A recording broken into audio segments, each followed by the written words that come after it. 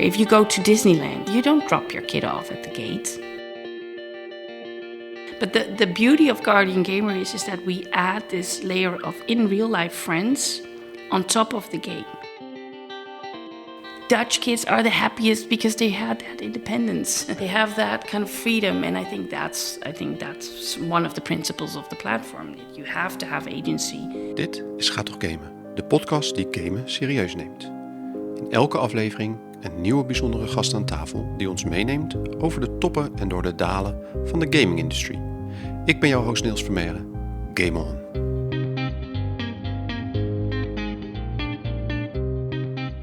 Welkom bij de podcast Ga Toch Gamen. En ik ben voor de zoveelste keer in Utrecht.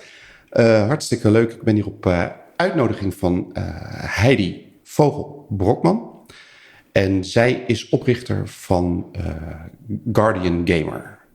En dat is een organisatie die ouders helpt bij in verbinding komen met hun kind op het gebied van gamen. We gaan deze podcast in het Engels doen, hebben we afgesproken. Dus ik zal snel overschakelen. Vooraf wil ik wel aangeven, ik ben positief over AI. Ik ben ook positief over verbinding tussen ouders en kinderen. Ik gebruik AI mijzelf ook regelmatig. En toch tegelijkertijd ben ik ook kritisch en nieuwsgierig en misschien soms wel sceptisch. Omdat AI ook een aantal dingen met zich meebrengt waar we als samenleving, als mens nog niet helemaal weten wat dat ons gaat brengen.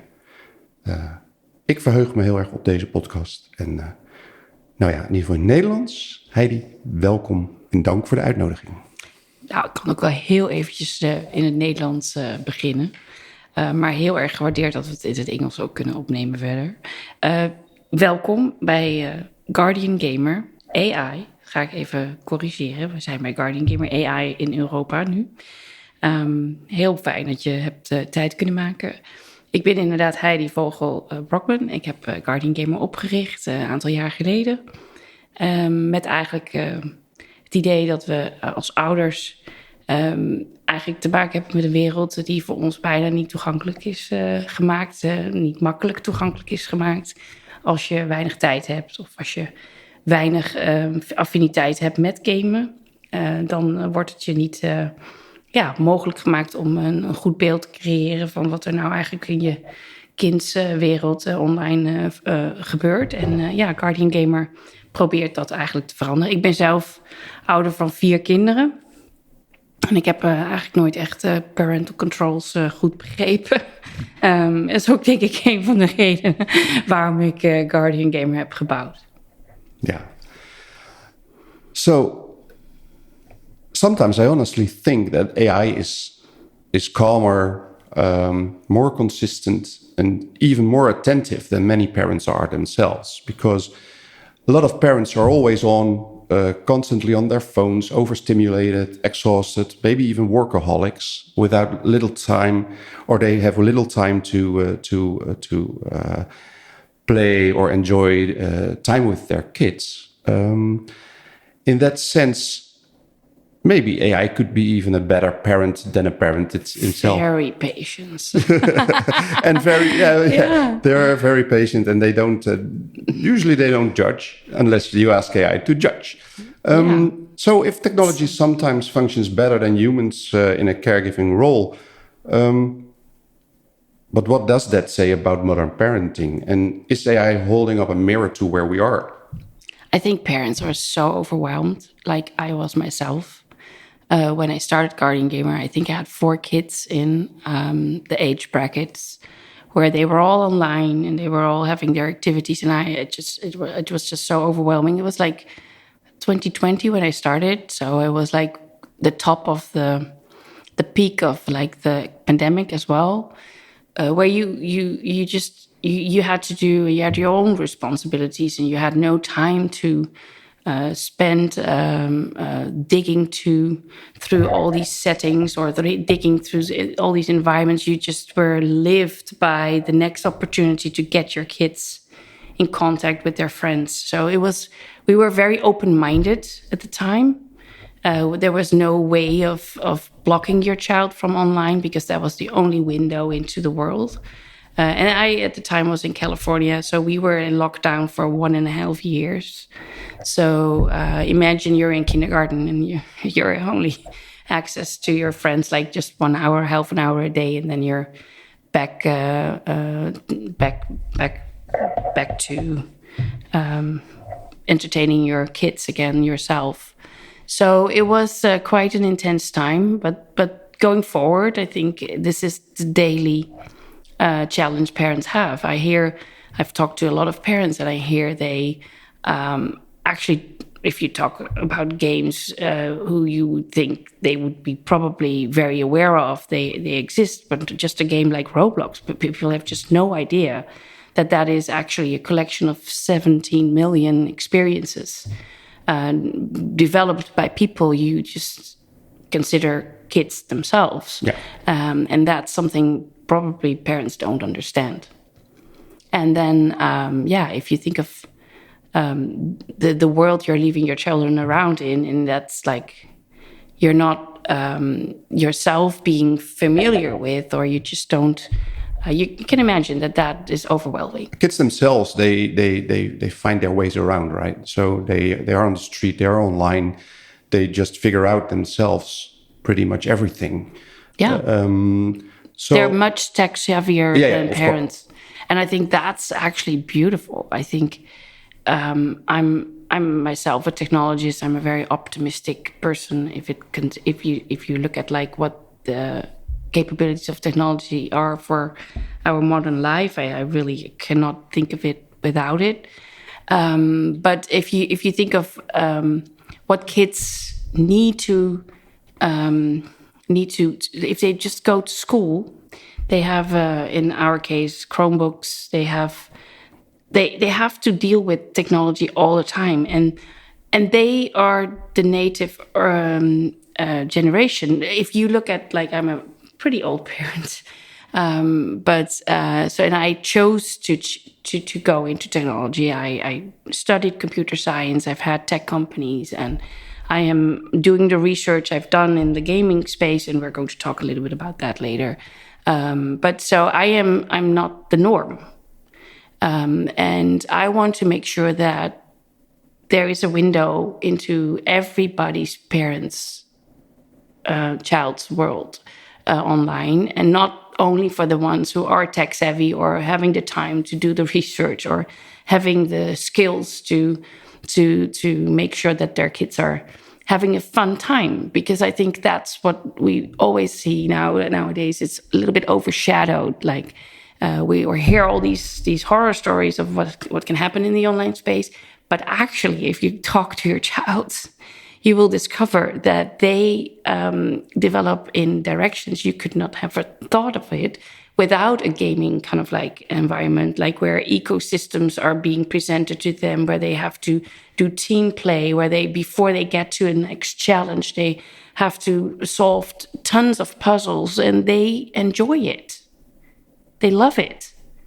And that's the first thing. And if I'm looking at myself as a child, it's the first thing they do when they come out of school. They run to their like virtual space, their emerging environment, and then they're going to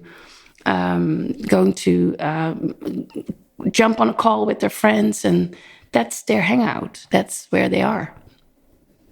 Yeah, didn't we just do that ourselves as well? We were from the same. We were from the Commodore 64. Yes. Oh, age. we just talked a little bit about it before the podcast. So, and you mentioned Boulder Dash, which is of course a big one, a big title in the Commodore 64. Mm-hmm.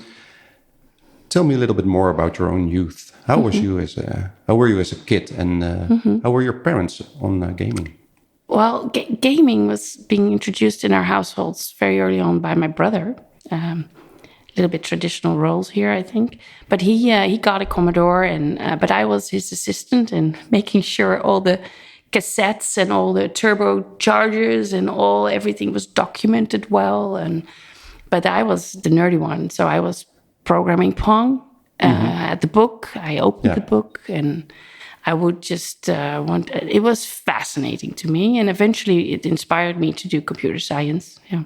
So technology was also introduced, not necessarily computers, but technology in general by my father. He was an electrical engineer. So imagine my childhood, like having a kitchen table with like a blueprint paper on the table of the inside of a television, not only the old ones, but also the newer ones. And my father explaining me the little lines, showing me the little components. And so technology has been like something that I was never scared of. So what did you take from gaming on a Commodore when you were young? What did you learn in that environment? I think... because gaming was much more about single player, or if you would play together, bubble or something like that, it was together. But never online or something like that. So I was never on these messaging kind of like you also had like these gaming groups or people who were just talking over all this technology where you really communicated with like communication channels. I was basically like sitting in the attic with an extra table and an extra computer, and it was actually connected to the TV. It wasn't connected to a separate monitor. So you had to disconnect it if you wanted to watch TV. So it was more like the traditional game console kind of like play. Yeah, we had like a switch that went from the TV to the Commodore, and then the switch broke, and I could not get the TV to work because the Commodore was still attached. Oh wow.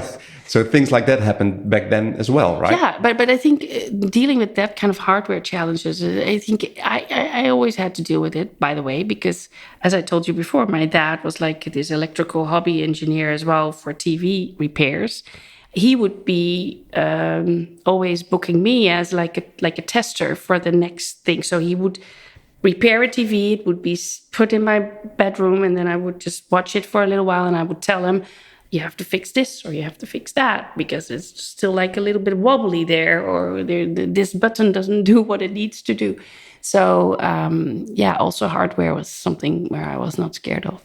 So and then you went on to study tech, right? What did you study? Computer science with like a business major as an addition.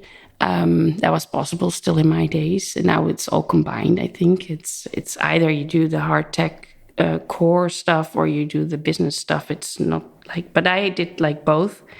And it was like, it was like a new subject for me, like in the sense that it wasn't something I could compare to what my brother was doing or other people. I was pretty new in our family to do that. But it was pretty normal for me to do that. A very funny story is when you go to a technical university, they always think that women cannot do this or so. I don't know. So they at some point called me and said, you're going to study computer science. We want to invite you over for an extra week of support. And I'm like, what do you mean, extra week of support? So I had them on the call 2 times because I said, well, no, sorry, no, thank you. I have to work. Because I had a summer job before I went to college. And they called me again. Yeah, but really, Heidi, we really want you to come and join us for this extra week. We have like 8 girls or 10 girls. We gather, and then we're going to teach you how a computer looks on the inside. I said, so, okay, are you going to do that for everybody in the course? And they said, no, we're only doing that for the 8 girls. I said, well, I can see you after the summer because I'm really busy. I didn't do it. I was like, okay, I'm not going to put myself in this box already. So, yeah. Did you discover that this box was actually a thing that continued after you studied? Because I heard from other women, especially in gaming, that they're considered being like assistants or secretaries or... Not really the managers or the CEOs of a company. right in the out previous podcast, I talked to Emily Giacometti, and she told me I had to bring the coffee and take the coat of a visitor who was coming to sign a contract. So interesting. Yeah, so I never put myself in that situation, I guess. But I was always right out of college, I had my own company. So I was always I'm an entrepreneur, so I had always my own company. So I worked a little while for KPN, but then I was doing research. I was doing forward-looking work, and there was a coffee lady in the hallway bringing the coffee, and we would always gather around. So the coffee was never an issue. No, but your question is more in generally, as a woman in tech, did you experience this token position? I think I'm looking forward to every conversation with women about tech, but it's not never as natural it was for me. It's not for all women that natural. And I think I learned to accept that's just the case. Not every friend, girlfriend has the same kind of affinity with this space. And I just accepted that. I think that's the way to deal with it, because if you keep pointing that out, then that doesn't make any sense. You just have to accept that not everybody has that same fearlessness as I had. So yeah, I just accepted that.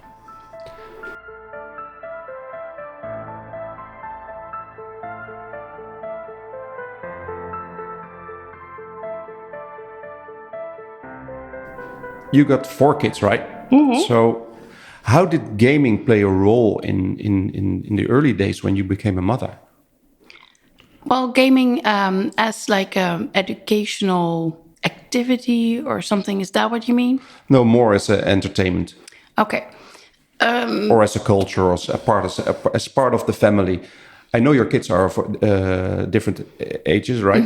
What did you say? 11 now, and then 16, 21, and 22. All right. So pretty much spread out. But I think the older kids, I actually have one who was very into gaming, the oldest. Actually is now at UC Santa Cruz majoring in computer game design. Early on, she always wanted to have a Nintendo Switch, for example, or the 3DS. Saved up all her money for getting the console. Bought it by herself secretly from us because she thought we wouldn't allow her to have it. Interesting enough. So I think the problem parents have with this media is that it is such a time-consuming activity that, considering all the things your child needs to do during a day, a week, or a month, you probably are, besides you're not knowing what's happening in the device or in the world of their child, you also don't know how much time it is you want to allow. And it depends per child what you can do, because some kids are very busy with their sports or with their music, or you just, the challenge of parents to balance all of these activities and bringing in that digital space. That's a challenge I think I have had with my children. And I think when we moved to the US, because we are a Dutch family in California, leaving friends behind overseas, that all opens up your mind more, because then you're more open to digital communication. So I think I always approach these things with a lot of individualism. Per child, you look at what they need, and you just support it. If it's seeing your friends overseas, on the channel and play Fortnite, then you support it. Yeah. You just have to be able to just disconnect yourself from your own imaginations of what you think is fun. You have to really open up to see what the needs are of your children. And that's, I think, what I've learned through my journey with them. So when did you move to the US? 2017 for real. Before that, we had a little kind of like boomeranging. Like we were there in 2013 for a short project, and then we moved back. So 2017, 8 years ago now, I think. And what was the reason behind the move? The end. So at the time, my husband and I were in tech, in the video space, in the video streaming space, and we had a company we sold to a San Jose company in the middle of Silicon Valley, and we were first very determined to not move to the US at the time. So we did a short period. We were just there. When the company was acquired, we just worked there for like a year. And then we had to move back, or we wanted to move back. But then we realized that the tech world over there, it's just a little bit of a different dynamic. And we are going to talk about AI in a minute. I am promising you. This is a very interesting topic to touch. But I think that's the part of where we are. I feel like it's the control panel of where we all have to deal with in the rest of the world. If the things designed there will be touching your life here in the Netherlands. So I think it's a phenomenal area to be in. So we moved back. Yeah. And you ended up staying? Yeah. So do you see a lot of differences or similarities between the European parents or parent challenges? I know in the Western world we face similar challenges, but are there any differences between the US parenting and the European parenting? I think in the basics it's the same. But I think Dutch parents specifically, if we can talk about these two cultural differences, is they're more focusing on independence. And I feel like if I look at like how I have to survive in the US culture, there is where I can be the difference, and where I can. That's why I think Guardian Gamer will become is unique there. I think the approach we have is not necessarily an American approach. I think it's more a European approach. It's what I bring in as a Dutch parent, I think. And I always pride myself in the fact that the Dutch kids are the happiest in the world. I repeat that like a lot when I talk to American parents.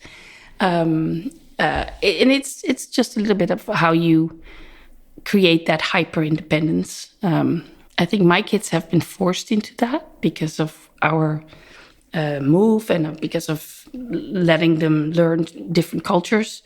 And if you are, in the valley, you will have to adapt, obviously, to mechanisms there. But I think you have to be true to yourself, which I cannot change myself. So I'm still definitely a Dutch parent. But American parents are more helicoptering, more monitoring, more involved, more micromanaging the life of their children than I see in the Dutch culture.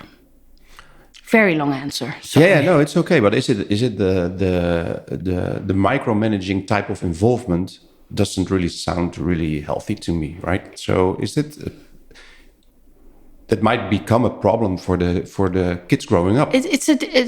Well, I think it's if you look at the challenges, like the Dutch have, if you want to compare Dutch to American, we are very like dense, where everything can be done walkable on a bike, or in the US you have different dynamics. You have a car, you have to drive everywhere around. You have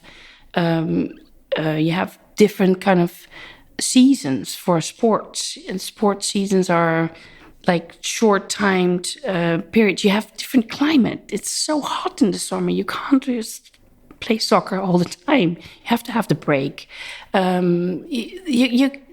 Of course, there are different kind of areas in the US where you have the same dynamic and same climates as in the Netherlands. But I think all these things factor in of how you have to parent. what did it take you to adapt to that kind of environment, apart from being there over time? But how did you adapt in the end? Did you adapt, actually? I think... Or are you happy because now we're in Utrecht, right? So you are back in the Netherlands for a short period of time. But are you happy to be here? Do you feel at home? Do you feel... So you have to adapt. You completely adapt. You completely adapt. So, and I think that's fine. So I think if you look at, like, that's why I say you have different factors how you have to manage your family. You have the car. You have you can't leave them independently on the road because there's people driving cars who don't take bikers into account. So you cannot transpose yourself from this culture one-on-one in another culture and don't adapt, because then you die. You will be hit by a car. So you have to adapt, and it's fine. It's part of the journey, and it's part of the fun. And I think I always like, depending on, like, these are physical, and we're going to talk about the physical world because we protect our kids in the physical world a lot, and Americans are very good in that. Like, you cannot harm kids. We have to have helmets. We have to have all these safety measures. Safety first. Could be overprotective even. I think we don't have guns here. I don't want to talk about guns, but there's a different mindset, and you have to just realize that those things are real too. Yeah. So safety first is a very, very big theme. You just adapt, and I did adapt because I created Guardian Gamer, which is basically safer gaming, safety first. That's like my core use case. Yeah.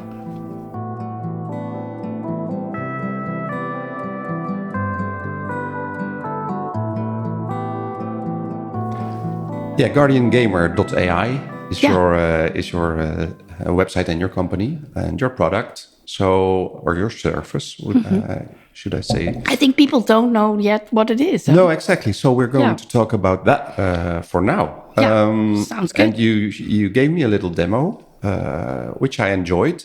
I had a really hard time because I had to play Roblox soccer game on a tablet, and I never play games on a tablet. So in all honesty, I felt a little bit weird about that.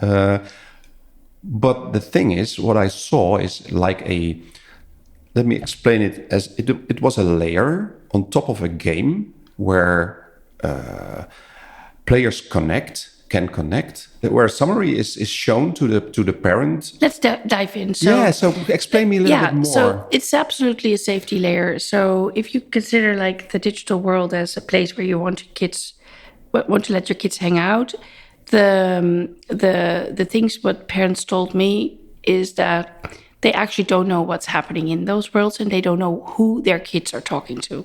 Those were the big two things people were asking solutions for. So when we looked at the problem space, we're like, okay, how can we make sure that comfort level is there, so you can allow your child to freely have agency in those worlds? Because I think that's important. Because this is a connected experience, and where I see it as my job to bring that connection. And so I don't want to talk about parental controls, because I think that just breaks the experience. If you want your child to be having agency and learning in digital spaces, whatever game that is, in this case it was Roblox Viva, playing a little kind of like a team. You had 3 other players, I think. Yeah. You don't know these players. But the beauty of Guardian Gamer is that we add this layer of in real life friends on top of the game. So you cannot talk with kids on the platform, like on Roblox, but you can talk on Guardian Gamer. And those in real life friends we connected as parents to you in the gameplay are people we know, people you know from your family, people you know from school, people we have vetted basically as parents, we have proved. And I think and that gives like also a little bit of a safety layer. So when you can go out with those friends who you want to play with, because that's something you have to talk about with your child. Who are you want to play with? Well, Danny of down the street, or from class or from soccer. Those are the kids I want to play a game with. Well, then if you have established that connection once, then you can be sure and assured that your child is never alone in a situation with perfect strangers. So let me put one thing straight for the listeners. This platform or this layer of safety is especially aimed towards parents of kids of the age between 6 and 12. Absolutely. So this is really important to emphasize, because I think online gaming with strangers to create new friends is actually a very powerful part of gaming. But I can imagine that in the age between 6 and 10 or 6 and 12, there is a lot of anxiety about just that. Yeah, so the voice chat is normally disconnected from these age groups. So we add basically a secure voice chat to that. I think it's good that we're going to see more and more of this, these age appropriate experiences where we keep kids in the same brackets. I think it's something where parents, the peak of anxiety is super high when adults game with your child and you have no awareness of that. Because this is the problem with these online spaces. You think this is a soccer game. But then part of that soccer game has a backdoor or whatever. Your child will discover that, and then there's suddenly a bad actor. And that's something you just don't wish for your child. And that's also not the intent of the games, of course. But I think parents just not always have the time to look into all these little details of a game. And this is also where Guardian Gamer comes in with these little summaries you talked about, which we make very insightful. So we make it also like little fragments of the game. So you see a little bit of the gameplay. You have in like whatever 1 minute, you get like a good idea of what happened in the last 5 hours. You can be assured that back door was not found. You can be assured that your child had fun, or if there was a sensitivity, then we will share with you what the sensitivity was, and then you can talk about it with your child. That's the whole intent. Yeah, but how do you make sure that the parents that use AI as a form of parental control? I know you think of more of it as a tool to bring parents and kids more together, but how about the parent that thinks, oh well, AI is taking care of it, I don't have to keep an eye on it anymore? So yeah, it's too early to say how actually the child-parent psychology will develop. And we're very early on. We just launched in October. The early results are very optimistic. I'm very optimistic about that. Parents really are being served. Some parents are red teaming it, like they want to know, hey, if I type suicide, is it detecting that? So parents are very adamant in that protection use case, because that's what their job is. They want to feel like they are a good parent. So I think it's far-fetched to think that only positivity is going to be a part of this product. I think 90% of it is positivity, but maybe 10% is needed to just mitigate the harm if there is harm. And I think that's great about AI. It is able to, and we're going to see this development going in the next few years, going to be like you said, like, hey, you're going to co-parent, or you just let the AI take over. I totally don't agree with that, because our job is to provide the feedback loop and bring the human in the loop. So my job will be in this child psychology exercise, that we bring in the parent there where it is needed, and then the parent is teaching the AI. So think about it. Yeah, how is that Could you give an example of that? How is that working? So eventually we will see that we will develop. So it's unbelievable what the AI models are already understand about gaming. Mm-hmm. And imagine that we can, at some point, we don't do that right now. We don't train any AI models on it. We use models, but we run them. The CTO is not like in this room right now, but he can explain it in details more to you later. But the AI, we keep the AI on our system running in isolation. So we're making sure that we operate the model. So we're not depending on any other operator. We're in control over that. We make sure that the AI understands today what is happening in the game, but in the future, when we're able to do training of the AI model, we will be bringing in all that human feedback loop where I just talked about into that model. So if parents tell us this is an area of my panic, then I will be able to make sure that we direct the AI to look more at those areas. So we will become better and better and better over time, where we get if parents allow us to do this, obviously.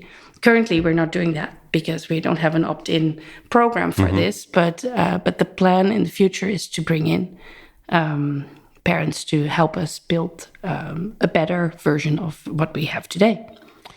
Yeah, that's great. But and also, it's fascinating. Yeah, also AI is not always right.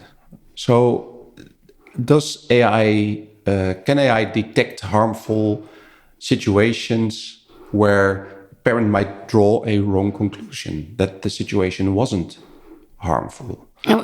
Or is your AI not designed to go that deep? And then can you give me an example? So maybe there could be use of words which might be interpreted differently. And a parent might think, oh, well, what's going on here? Something bad. Or is it just a good moment to start a conversation with your kid in that matter? So this is the opportunity. Yeah, okay. Cool. This is a perfect example. So there's a lot of AI going around these days that do sentiment analysis. Mm-hmm. And my stand always is like, okay, well, now we're allowing an AI to analyze whether my child is happy or not happy. I want to flip the script because I think I want to ask the parent, oh, this is what happens. Can you give me feedback? Is it happiness? Are you worried? And I think the parent who hear their child's voice can decide whether that sentiment is on the right positive side or on the negative side. Yeah, if you hear your kid play games. Yeah. I hear it all the time. I hear them shout. I hear them scream. I hear them yell. I hear them swear. But it's not always negative, of course. It is also excitement, joy, fear in a horror game. My kids are all adults, so they play horror games. If you go to the website, guardiangamer.com, and you go and watch the demo there, you see two girls in Dress to Impress, and they are debating colors for like a contest in the game, because they go and vote after they finish their little challenge. And you see them having fun. And okay, you can worry about Dress to Impress. I don't know. But if you see them constantly having fun, you don't need to worry about that game. But do you know what the fun is about? You can ask your child, because we show them little clips of the fun. And then you can talk about it with your child. And if something happens that is worrisome, did I have an example? I have an example. So we had one child at some point being iced in a game. So you get there's one child who can have admin rights, and then they can point to an avatar and they can block the avatar, the other avatar, to just move around.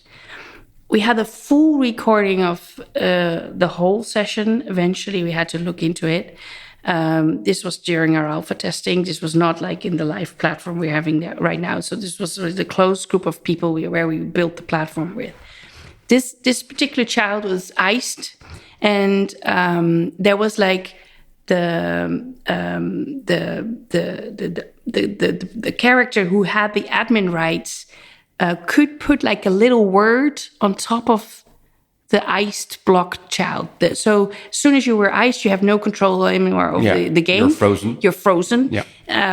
So, and then there was like, there was like a bad word was put above, completely banned. So the girl was iced, and the whole game for that particular iced girl was banned. She had her account was like blocked. She had lost it for a few days because the word she didn't understand. She typed it into the chat, and then in the chat she said, "Oh, why am I blah?"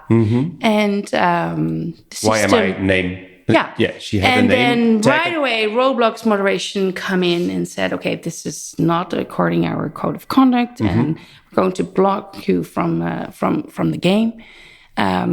Upset, she was bullied, and she was victimized afterwards, and she lost her account. Yeah.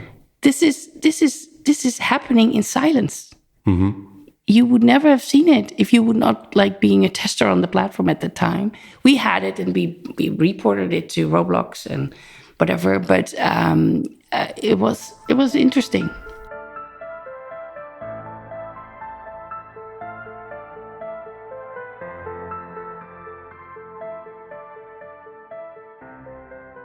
So playing between adults and kids is also a thing. I used it when my kids were young, and we discovered Minecraft. I set up a private server, and I asked 2 friends of mine to join. Perfect. And we had 15 kids from the last group of primary school to join in and to enjoy themselves, to have battles, to fight, to swear, to do stuff, to destroy each other's houses on one side, and on the other side, have fun, work together, explore, have great adventures. And we talked about Such a great game, Minecraft. Yeah, I think it's still one of the best games ever built. Totally agree, 100%. We monitored the chat as well. So we could talk with the kids about it. We could talk with the parents about it. So in that sense, it is also important that parents or adults can join in children's playgroups just to help out. Yeah. We even gave someone a ban at one point, but then later on in classroom, I explained also to the kids and the teachers that weren't in the game why that happened. Yeah. So yeah, that's like those kinds of visibility moments. That's exactly what our AI would just catch and would report to the parent, and then the parent can just go in and do their whatever mod or whatever they need to do to help the kid to have a fun. So we are doing, so it's on the shelf where it's on our roadmap. So we have it ready. We will do private service, and I think it's part of what I earlier said. Like, not every parent is tech savvy to run a Minecraft private server. You are probably enthusiastic parent in this sense, but yeah, I think having a private server is already a safety measure. So I think you did an amazing job to keep your little group there together. But not every parent I've learned from their experiences is able to run a Minecraft server. It's just or give it attention, it's unfortunately, Microsoft doesn't make Minecraft very easy to understand for parents, because you have a Bedrock and you have a Java edition, and then you have the educational edition, and then you have all these different accounts with it. It's a mess, and also that is, I think, something we can solve. We basically, with Guardian Gamer, we're a cloud gaming platform. So installation of your games is sort of like something you can just let us do. So you don't need to worry about that. So you can just say with one touch of a button, I like Roblox and I like Minecraft, and then maybe I allow Fortnite. We're not having Fortnite yet, but we will have that in the future. So you will, you're not like need to install all these things anymore. So are you also working on PC? We have So we have 3. Explain a little bit more on where you're at now at Guardian Gamer and where you're going to. Like what's the roadmap? What's the year ahead or the next few years? Yeah. So we think on the library we are like pretty much busy right now with Roblox, but also Minecraft. I think Minecraft is coming up next. Fortnite has a few technical challenges. Also, CTO is not in the room right now, but he can explain it to you if you like to learn more. But we are excited to like expand for those kids who are having more liberties at some point in time, so they can also play Fortnite. Because in our age category, we're saying, okay, we're focusing on under 13.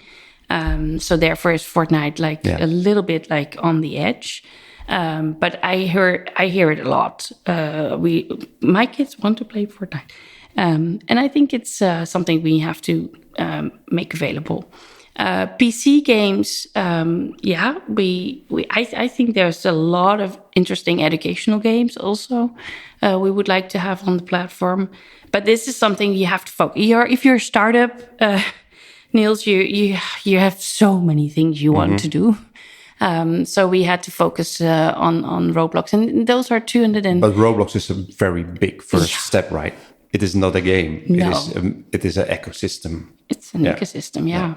And we talked about this a little bit earlier because this is also what parents just really don't know. Yeah. It is a user-generated content kind of like environment where kids can make games. Yeah. So 17 million, I think, experiences on there. I think this is something you can just not get your head around. It's something you can never... You can have like a age rating, but those age ratings on those platforms are self-managed or self-declared. So there's a little bit of a change now. ESRB is going to help out Roblox with this task. So we have a little bit of a outside view on it. But it's an impossible big kind of pocket of games where your child is like having access to lots of fun things, and you just have no way of knowing everything. Just no way. Yeah. So I'm really curious about your personal story as well.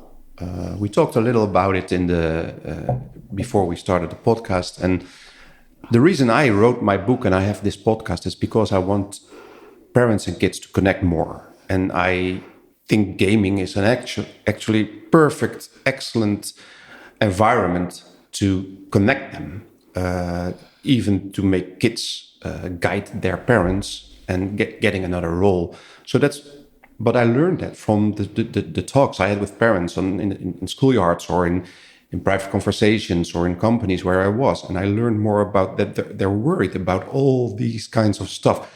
For me, I was never worried because I always played games with my kids together. And we learned that it was fun and it was great. So why and how did it happen that you said, well, Guardian Gamer, this is what we need. We need this in the world.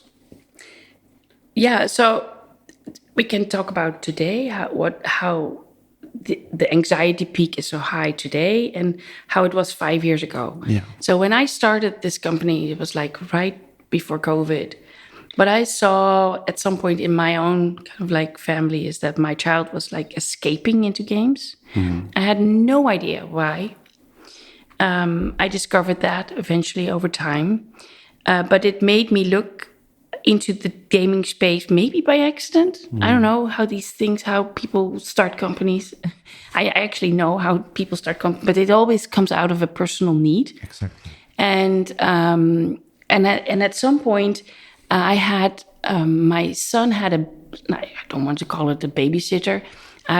In my act of balancing life, I had him on baseball, a new sport for me. I had no idea how baseball worked. We talked about the cultural differences. Yeah. I was like not finishing that book of baseball. So I hired a guy who was having an injury, but he was also a baseball player. So he would go to the cages to do and like hit some balls and have some practice in baseball. And then after school, he would pick up my son from school and they would go to the cages and then they would go to the arcade. Yeah. Always. After the cages, they would go to the arcade. And then after the arcade, they would just, again, talk and talk and talk. And then they always talked about gaming. Mm-hmm. And he also was not only a good baseball player and a football player, by the way, but also a gamer. He was very good in Fortnite. So drop off at my house was like, oh, by the way, are we going to jump on a Fortnite game in a minute? And then I looked at him and said, okay, well, you babysitted like now for 3 hours already. Now you go home and then you're going to play video games with him. You can add another half an hour to so I would pay him because I thought, okay, you have to be done with this. You have to have your own life, but I will pay you for an extra half an hour. So I paid him for an extra half an hour to game with my child. And those were very fun sessions because my kid would just level up. Yeah. Because by gaming with and this was a guy who I know from the community that was all fine. So I was supporting that because I saw how this activity kind of balance was piling up. So super optimistic about gaming and letting and allowing it in my child's life. But at some point, his behavior changed. Mm-hmm. And I was like, what's happening here? So I needed to look into it. And then one day he gave me his Xbox. He said, I don't want to game anymore. And this is strange. If you know how fond he was about gaming, and then why suddenly I had to keep the Xbox in my bedroom. He didn't want to have to do anything to do with it anymore. Then I got started worried. I guess I'm a good parent. I don't know. I got started to get worried, and I said, okay, well, what happened on this Xbox? Yeah. And so there was all these stories came out, and then I discovered that he was being groomed. And that was sort of like, once you get into that situation, I cannot describe it. This is something I wish no parent has to go through. But that is instantly my motivation to build Guardian Gamer eventually. I think that was the core of it. Yeah, I can imagine that a lot of parents would say, if my kid comes with the console, give it to me, I don't want the game anymore. They will applaud that situation. But from your angle, it's like, this is something completely wrong. But at the time that he delivered that Xbox to me, I didn't know that was the case. I had to do my investigations. But you knew there was something absolutely wrong. It was completely off because this was not my child. No. The situation was like completely against his character. He loved gaming. Yeah. It was his life. He had connections with all his buddies in the Netherlands. So it was his whole social life. And I was like, I supported it, but I had to figure out what's happening there. And that is where I started to look into it. Yeah, I recognize it. My child has been groomed as well.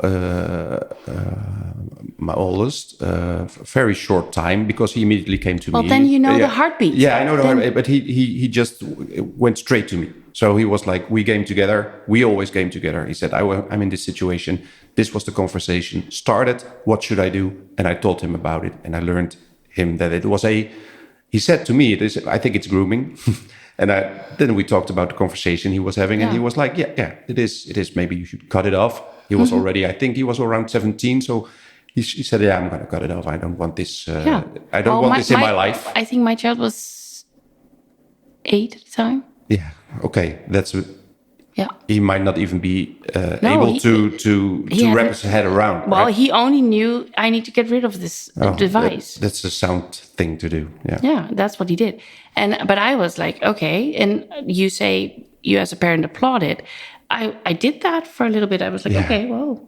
You find something else to do, right? Yeah. But then obviously I think I needed to start talk with my child about gaming, and that's what I did. I talked with my child about gaming, And then at some point I said to my husband, I think, well, maybe this is something we need to sort of like dig into like more and see how we can support parents with this black box world where I wanted to bring visibility into.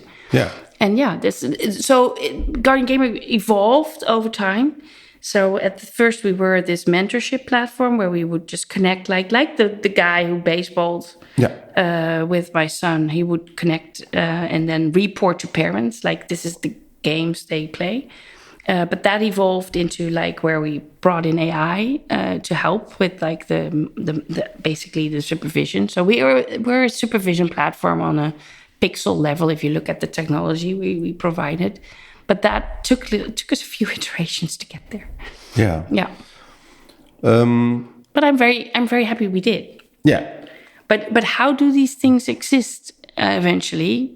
These are the stories. Yeah, they grow from the stories. This is maybe we shouldn't have built it. I don't know, but we built it. Yeah, on the technical side, or maybe not so much on the technical side, but on the privacy side, you are gathering information about children and about parents alike. So, how do you cope with the privacy and the transparency that is?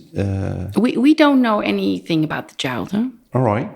So when the parent signs up, it's taking 30 seconds. Because the parent has that's our customer, and the parent provides a login code to their child, and that's the safety layer. And we say just only use the first name because that's how children know who they are, like in the virtual space. So we only know the first name of the child. We don't know anything else about the child. But still, that is still some privacy, right? So you can see interactions between people, or do only parents see that? Do you not have? You have access to chats, probably. But the AI will. But I don't know what you mean. Well, people can share personal information in chats. So how do you work around that? If let's say if someone shares its home address, how does AI figure out, hey, this is not something you want to share on this platform? Oh, but that's happening in a game, and then it's been moderated. For example, how it works is that Roblox has moderation. Roblox allows no kind of stuff like that. Yeah. I think a better way to look at it is like we sell this to parents who want to have access to what their child is doing. You can compare this as like when you allow your child to have Instagram or so, you also have it. You also are like follower on their Instagram. You see what they post. You can see it like that. Does that make sense? Yeah, that makes sense. So you're an observer of your child's activity. And yes, the AI sees things, but we only report to you back. It's not that we share that information on YouTube streams. It's you pay us to get you that visibility. That's the service. So it's I think what parents need. In advance, we also talked a little bit about the how people grow up.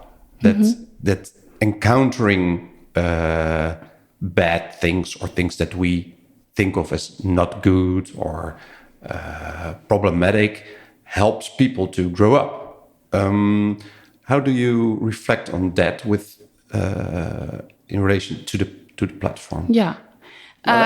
To give an example, when I was young, I came with at a friend's home, and he showed me the pornography that his dad was keeping in the closet. So that was a thing that I did not run immediately to my mother. Mom, I have seen dirty pictures, but it was something that, well, I thought of as something new, interesting, and exciting. So I think Roblox is full of that. Is it? Yeah. So I don't think we are able to, and that's what I said earlier. We can't get our heads around of what our children are seeing. Yeah. We have no idea. So I think that those things happen. Those things still happen. But I think when we did our customer research, there were a few parents said, okay, well, I want to be able to look into it. Like, okay, when it's been picked up as something that is harming my child, then I want to just go and dig deeper. So you give me 5 seconds of what's happening, because that's what we do. We give highlights. We don't give... Then there were a few parents who said, I want to dig into that. Like, we don't have that feature right now, but that you can go through the whole kind of like thing. So our AI will summarize and will give you a view on what is happening. It doesn't give you a full recording. Does that make sense? Yeah, it does. So I think there is liberty in that. I think, and you need to give kids agency. That's part of what I said earlier. Yeah. Dutch kids are the happiest because they had that independence. Yeah. They have that kind of freedom, and I think that's one of the principles of the platform. That you have to have agency, have to explore games, and you have to go out and make those mistakes, if you want to call that mistakes. Yeah. I don't think it's not looking at the pictures of your no, it's not a mistake, book, but it is. It's not a mistake, because I think not guilt tripping our kids. Exactly. I think that is the beauty of what we're trying to do here, because we're trying to support them. If they encounter those things and we think it's needed to talk about it, we can. Now we can. Yeah, I think that's beautiful, because it's the in the failure or in the mistakes we make, we grow, right? So and if we get to talk about it and reflect on it, it helps us grow or accept the things that we see or do. And we talked about AI a little earlier, and about the amazing area where this has been created, where we go back to next week. I think what we are trying to do here today with Guardian Gamer couldn't have been possible like 12 months ago. No way we could do what we can do today. And this is the start, and we can only make it better. And we can only make sure that if we get the feedback loop in of the parent and we get the support of them, that they are allowing us to build together this trusted way for kids to play, then I'm very optimistic about the future, because I think we can finally now say, okay, well, kids can have a safe space. It's an in-between world, maybe, for the age group category of under 12. And then at some point they grow out of it, or like graduate out of it. I don't know. We can celebrate it again. It's an opportunity for growth and showing how beautiful they become, like an online digital citizen. So how do you, I know you're a young platform in that sense, but I can imagine that at some point parents have to cut them off. Like, all right, you're still on the platform. I can still see what you're doing in the Roblox or in Minecraft or in Fortnite by that time, but I don't want to anymore. But I still have kids that I need to monitor. So how do you cut off one, or? You mean time's up? Not time's up in a play sense, but you don't need that monitoring anymore because you're like 14 plus or 13 plus or something like. Totally. How do you work? I have no idea yet, but of course it's a growth factor for us to go into teens as well. But we have great ideas of how to. So we have basically 3 engagement factors here. So more time on the platform, like more time to game, and more comfort from the parent that the child is actually learning something. So a little bit more time is not an issue. Those are the things that come with educating parents. And then another one is a bigger library of games. So we have the newest whatever game out there that is something we want to sort of like, we don't know yet what that game is, but we want to learn about it. And we can make that like something where you can stick to the platform, because that game wasn't there before, and now we want you to be in that. We don't know that new world yet, because and I'm talking about a game that this doesn't even exist today. Yeah.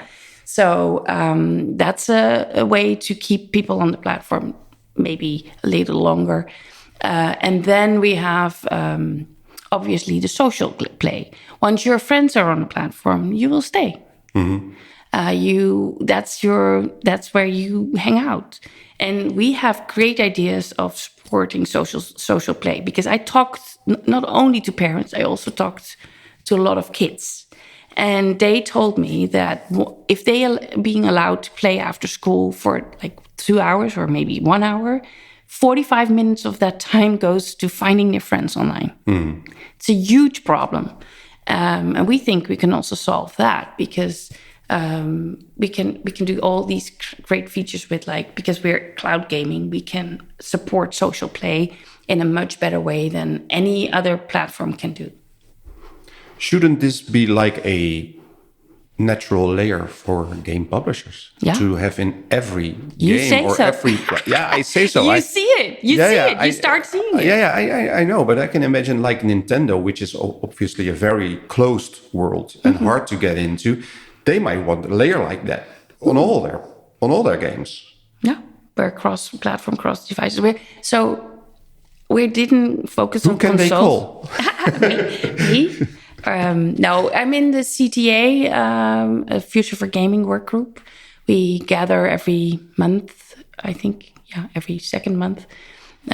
All the meetings just been planned for this year. So I am very interested in seeing how the future of game play is evolving with all these new capabilities. I already connected with the people at Xbox through that CTA organization working group. I think one of the things I want to provide to the industry, obviously, is this, I call it the trusted way for kids to play in this age bracket. But overall, I want to make sure that gaming is giving those benefits for also older kids and older gamers, but even elderly people. Like, imagine that we can also be like, I can't start there, but I had to choose again, startup, focus. I'm very optimistic that we as an industry can still make like changes to how we play. Would it be your biggest success to not exist anymore? Why? Because people understand gaming and know how to talk with their kids and game with their kids. Like, if the bond is there, and they have no need anymore for any layer. Tell me, there's always new kids. Yeah, but they are born from parents that already know this. Right? Yeah, but there's new games. There's always new games. There's always new kids. Yeah, but is gaming culture not something that is like growing and getting more into our DNA over time, over generations? Let's do another podcast on this. I am already looking forward to it, but I want to do preparing a little bit, because I think it's never going away again. Because I wish it was there, like when I was having my kids at this age. And I think if we're doing our job well, it's not something we maybe explicitly talk about anymore in a podcast. And then I did a good job. Yeah, it's not new anymore, but then it's just part of the culture. But I think it is ridiculous that it's not there, because and this is also what we talked about in the physical world. We have this under control, everything, and we don't even think about it. But I gave you the example earlier. If you go to Disneyland and you think, oh, this is a place to have fun, you don't drop your kid off at the gate. You don't do that. So in the physical world, we totally get this, and we have not yet get this in the virtual world. But I hope I will be invisible. Yeah. If we can make it at least that, but I don't think we will ever go away.